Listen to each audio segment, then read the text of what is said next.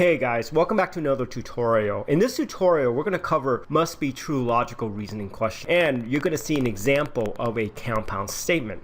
Okay, so let's get started.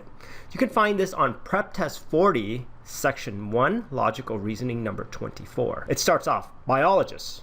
We know the following things about plant X. Specimen with fuzzy seeds always have long stems, but never have white flowers. Specimen with curl leaves always have white flowers, and specimen with thorny seed pods always have curl leaves. A specimen of plant X in my garden has a long stem and curl leaves. So now the prompt. From the biologist's statement, which one of the following can be properly inferred about the specimen of plant X in the biologist's garden? Alright guys, so let's hack this apart and let's see what we have. Before we do that, let's discuss what a compound statement is. A compound statement consists of two or more statements separated by a logical connective. So they come in a variety of different forms. You can see compound statements where there's one sufficient condition and you have two necessary conditions. Or you can have two sufficient condition and one necessary condition. Or you can have both.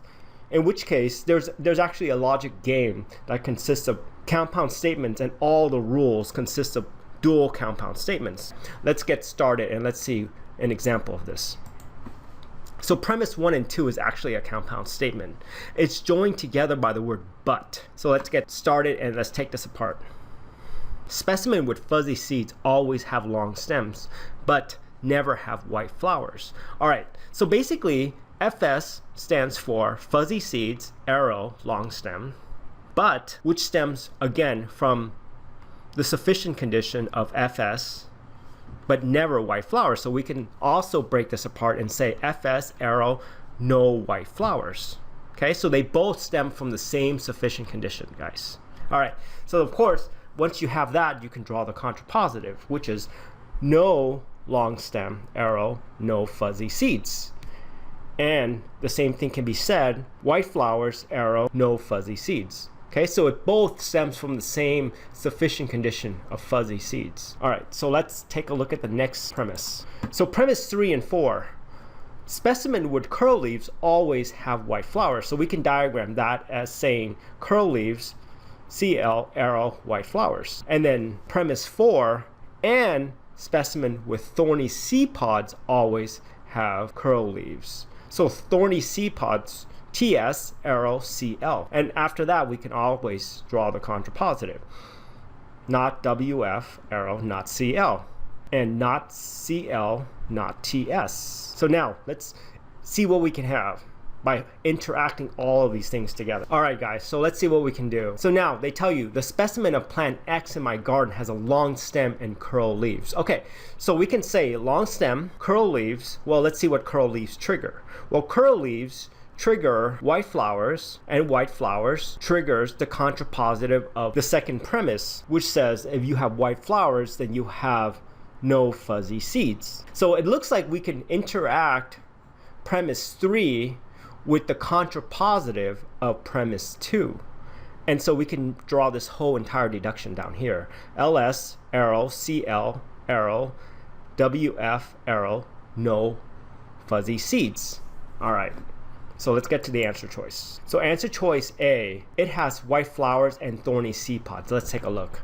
If you have white flowers, you only know if it does not have fuzzy seeds. So A is categorically wrong. Let's take a look at B.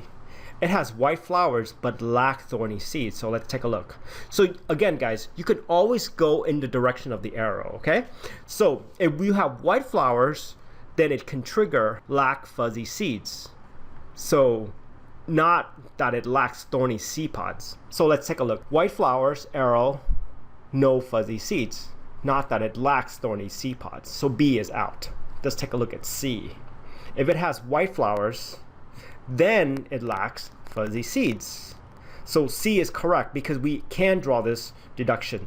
WF, arrow, no fuzzy seeds. So WF, arrow, no fuzzy seeds. So C is the credited answer. All right, so let's take a look at D and see why D is wrong. D, it has fuzzy seeds and thorny seed pods. Let's take a look. Fuzzy seeds, well, we don't know anything about fuzzy seeds. All right, so D, it has fuzzy seeds and thorny seed pods. Let's take a look. Fuzzy seeds. Well, fuzzy seed, we only know everything that's part of this chain. So it has fuzzy seeds, then it does not have white flowers, and it does not have curl leaves, and it does not have a long stem. Basically, this is the contrapositive of the conclusion of the deduction in 1.